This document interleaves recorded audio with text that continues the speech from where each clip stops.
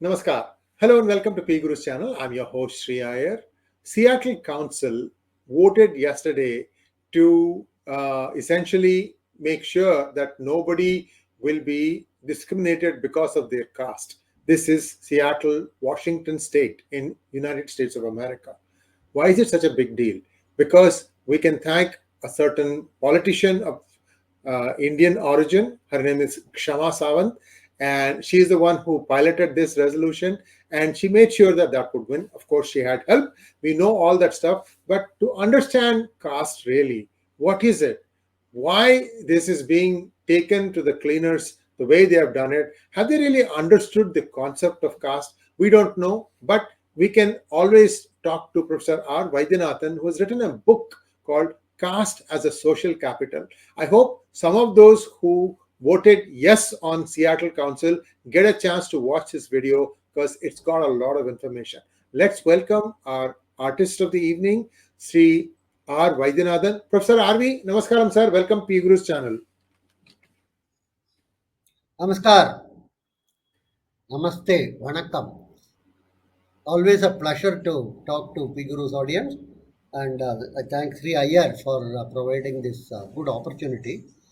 Our regular man in charge, Sachin, is having some health problem. I think that is the reason why Iyer himself is conducting this show. I thank him profusely. And today we will have to look at the idea of this Seattle resolution. What are the implications for it? And much more important is what is the underlying issue pertaining to this. Now, there is a very interesting combination of this, what you may loosely call the Wokism people, the church people, and some of the what you may call the Maoist type of attitude people. All these are converging in order to get into the issue of caste. Caste is a fault line which has been recognized by the British long time before. And the first and foremost point I want to stress is hierarchy of caste was established in 1881, first census conducted by the British. Prior to that, we had caste. Nobody can deny that. We had caste like every other aspect of our human existence. But there was nothing called 1, 2, 3, 4. This 1, 2, 3, 4 was created by the British in 1881.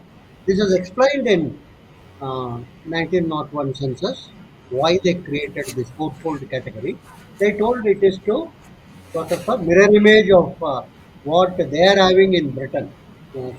Classy officers and other type of officers, then clerks and then pews. That type of a thing they wanted to create in the Indian context.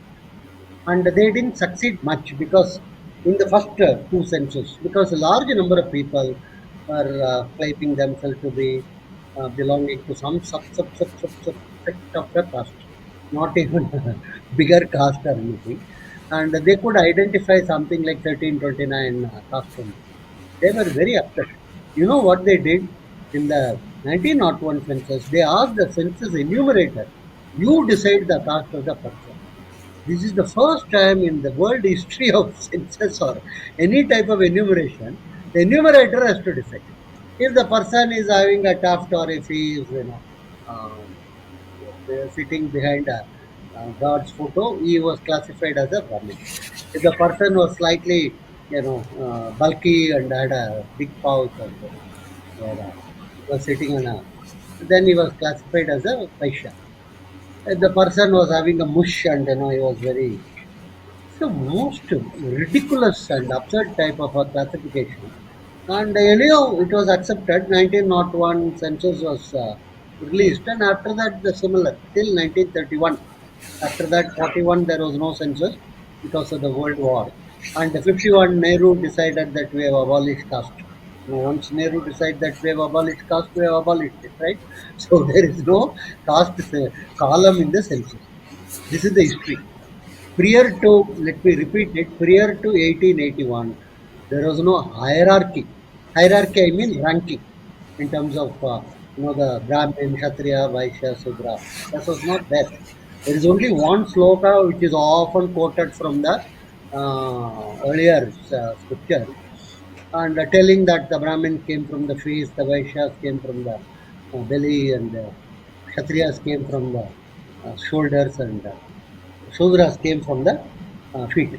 And so this is the thing, and Shudras are the uh, most absurd type of an argument created by the English translator of this. And then, first of all, in our Hindu culture, feet is highly revered.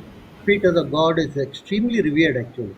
If you go to many of the temples, particularly the Vaishnava temple, you are kept on sabari, on your head. Sadari, right? Sadari. Yeah. It's called. It's actually the feet of the Lord. The feet of the Lord is enormously praised. So many slokas are there praising the feet of the Lord and as well as goddess. And so this whole thing was rubbish actually. This was to explain at that particular way in that particular context. That's all. Nothing. There is no hierarchy. If anyone can prove me any literature authentic, telling there was an hierarchy of caste prior to 1881, I am willing to accept the challenge. One. Two, if 2000 years they are telling castes are oppressed, suppressed, and like a toothpaste, they were treated with all the difficulty of getting the thing out, there should have been large number of caste wars in India between different castes. You can't expect any group of people to be oppressed for thousands of years without revolting or without having any. It's not possible. In Europe, if you see, every 2 decades there has been similar amount of significant amount of wars actually. 100-year war they used to say.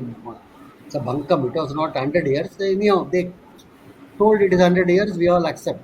Like that, there are so many other crusades were there, then there were uh, attempts to establish Khilafat and so many things. India, I asked a Marxist historian, some of my friends about caste wars. They said there were no caste wars. Caste conflicts came into effect after the independence. Electoral process and other things started. It became a issue. Actually, what I call the aggregation took place after the independence. Aggregation helps in terms of electoral politics. Before that, it was disaggregation. Everybody wanted to identify themselves as belonging to a sub of caste and other things. Now people are talking about jats. There are 410 categories of jats. Not many people will even know about it. But now jat has become a single number. Like Tevar has become a single number. There are 60 subsects of Tevar. 3 broad sects of Tevars are there.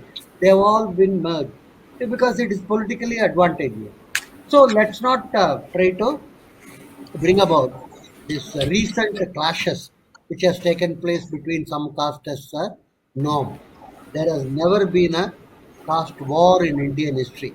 Let any historian tell me a good reference of a caste war. I would like to correct myself. So there are two things: caste hierarchy created by the British, and the caste wars were not there. There was not so much caste oppression. Actually, castes were not frozen. Dipankar Gupta, one of the very well-known sociologists in Delhi, who can't be accused of having any saffron favoritism or anything, he says that there was a huge amount of movement upward and downward of caste taking place over a long period of time. He said that it's not frozen, it's not something like he says you go and ask any quote unquote backward caste person, he would not accept he is backward. He would say that he belonged to a princely caste or he belonged to the caste of kings who have been, over a time period, who have lost their kingdom and land and other. In other words, backward caste, he would say, okay, for government reservation and other. Otherwise, he would not say that I am backward or not. Even in so-called casteless society, which has come in Tamil Nadu, it's a big joke anyhow.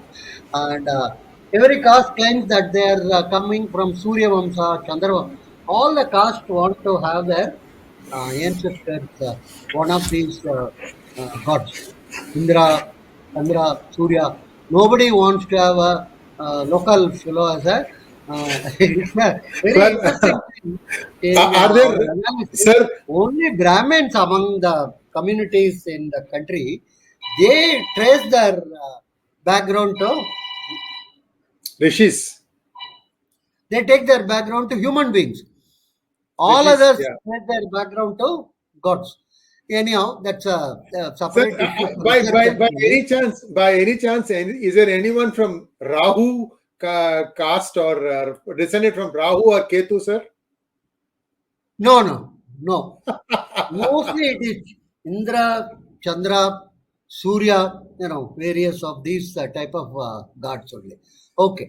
One So, of the big insults that somebody says is, "You are born in Rahu Kal. That's why you are like this." call is a different time. That's a local time at which you are. Anyhow, the point I want to stress is this whole thing about caste as a major tool of oppression, suppression, and discrimination is the creation of the church. And very interestingly, even though the church argued against caste, those who converted to Christianity later, they have not given up the caste. There is a 𝙒𝙧𝙤𝙪𝙥𝙥 priest recently he told intercaste marriages are sinful. He's a priest, propagating in the church, and even within the church, I am telling all these people, let a Lutheran enter into a Presbyterian church. Let a Presbyterian enter into a Baptist church. Let a Baptist go into a Methodist church. All these are significantly different from each other. And there are black churches where the whites will not be enthusiastic in entering at all. So this type of difference is significantly present in their system. Seattle, all the revolutionaries of Seattle should first look into this. Why can't Lutherans get into Episcopalian church? Why should they not do that? Anyhow, so that is a so the church created it, but they have not succeeded. Now today, the same church is arguing for reservation for Dalit Christians in India. The whole idea of Dalit becoming Christian is erasing their identity of Dalit. But asking for reservation of Dalits, now they are telling it's a social issue. But what have they done to eradicate the social? Whole thing is actually propaganda, and this is a good fault line they have found. And in the process, what has happened over a period of time, large number of Indians have been given this guilt syndrome, I would say. Whenever you talk about caste, they feel very guilty. And like many of them feel guilty even for being considered as Hindu. I remember several trips I have done to US for World Hindu Economic Forum. Many of the honchos in the business, they say it's a very good idea. Another thing, finally they will say, why don't you call it World Economic Forum? Cut off that word Hindu. Then I used to joke with them. You would say World Economic Forum, then somebody will say call it Economic Forum. Somebody will say call it Forum. So this will go on like the old story. So many of them do not want to be explicit. Something like except I am very puzzled actually when Suna do roots and other thing. You take a huge number of or Indra Nui or our other friends. Some would be interested in being identified as Hindu or anything. The church has done over a long period of time, including historian, they have put a huge amount of guilt in upper middle class about being Hindu and about being your social capital. Let me repeat it. But for that huge amount of development in Savagasi, huge coast of US, where motels are called Patel Motel, anymore. yeah. Patel Patel Motel. Motel. That's all they are called. About because of the caste to each other, ability to accept, and the new by the extended. So there are two fundamental pillars of our civilization: extended family in those days and caste. These two, then we are gone. And these on the basis of which our economy has been driven. 80% of our saving. And critical constituent unit of our system. And roughly 60% of lending borrowing in the country. Drama on the talk about, which is correct actually. Aggregate credit market is served by the others are served by extended family or different names are given in different location. As an example, it's called Moyer and give certain amount of money for a lot of these transactions are not what one can call written down contract or anything. It's more based upon trust and friends. So caste, if you ask me, of economic growth, let me take it one step forward. By attacking it, they are actually attacking the in terms of they would like to make Indian economy in terms of the wokeism, and now they are telling at decide whether it is a boy or a girl. I don't understand where we are in terms of these. So the combination of more church is some sections of the church is, and it is a deliberate ploy in order to not appreciated. You see the statistic, one of the largest and the richest group in US among the immigrant. They are not. They are supposed to be They are across the Jews even. So yeah, to that yeah. extent, they are the Last richest. one was They are Japanese also American. coming under the category relatively compared to many other. So all these create of what one can call jealousy and hatred. Let's be very. Country is also the country of origin, namely the India, is also talking about 6.5%, 7%, and everybody else is and minus. So let me repeat, we are not going to get the seat in the high.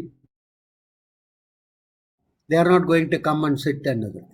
They are looking at what jealousy and certain amount of major fault line. They originally they thought of telling Hindu, but that may not carry huge amount of weight given our background. Why many no Hindus have carried a belt bomb and or all this. Everybody knows about it. All completely say that Hindus are fascist, and there is a caste issue, and that is a very and vomit. And all this Seattle, whatever little I read is some people are telling they were discriminated in India. How does it stand at all? This is something, and some one thing there about caste discrimination and other group of people combining together in order to create. I would seriously blame also some the rebels or supposedly who have fueled this into a big issue. I'm sure next they will ask type of thing. That is first to it all that OBC, and then 10% should be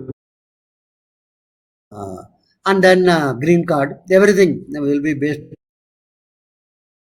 But this is not carrying us any forward.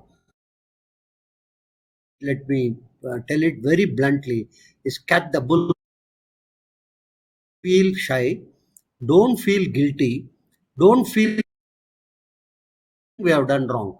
Actually, caste is an important society, very, very critical, very important. Family, you remove caste, then the individual and the state is all the buffer is gone. Buffers are very, very to understand that buffer is between the state and required. US used to have actually in the form of so many bodies, church, cubs, scouts, over a period of time under various pretexts actually. No, you individual in US is naked. Buffer between him and the state. Directly he has to what you may loosely call the judiciary. Go there, the what you call picket lines with a placard or affairs actually. They must rebuild all them actually. In the 50s, there were so many wars. Slowly, all some of them are church related, but slowly dispensed with. All of them have been criticized. Some of them have been told you are no good, and they have been. This is not an individual requires huge amount of. In Indian context, as Amartya Sen most says rightly, the multiple identities are extremely useful. We have a caste identity, we have a religious identity. As somebody explained nicely, a human being also an husband as an identity as a father, identity as a father. That doesn't mean he doesn't have any identity. He has context, different ways. Context. Yeah. So the which we should be proud of, very diffident or anything like that. And there is nothing called hierarchy. Somebody is. There are different castes having different type of orientation and different period. That's all. I think Indians, Hindus from India origin in US and should idea of being guilty about it. There is no need, sir. But and if and these are not required at all. Our caste system is extremely good. It's not fragile of years, and over a period of time, lot of changes have. As I quoted Eman Srinivas and Dipankar Gupta. Let's be very clear. It is made up from 1000. One BC. It is changing over a period of time, and lot of change. Caste also. It's not due to external pressure or something. Mechanisms are there which helps in terms of which has come about. People who have faith, people who are seriously spiritual and religious, they alone, not our civil codes and.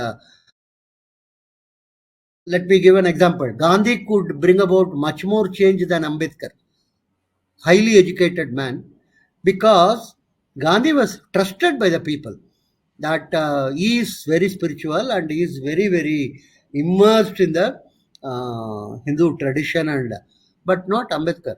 Ambedkar, in spite of all his high education and other thing. So most important is those who are deeply involved. As Vivekananda could do much more in terms of reforming. Narayan Guru in Kerala could do much more in terms of reforming. than many of the other so-called quote unquote your reformist. So let's not have any diffidence. Let's not feel any guilt or anything like that. We celebrate caste in all its dimensions, and we are very happy about it. Caste unites in business, and it's a major social capital. It divides in politics, and that's where we should be cautious, and that's not the main thing. So the Seattle group should be told in no uncertain terms that you are not going to win, you are not going to succeed. Thank you. Thank you Thank very you much. very, thank you very much, Professor RV. That was a very enlightening talk. Viewers, do like, share, and subscribe to our channel. Don't forget to click on the bell button for notifications. As always, a pleasure having you on our channel, sir. We hope to have you back very soon. Namaskar. Thank you very much.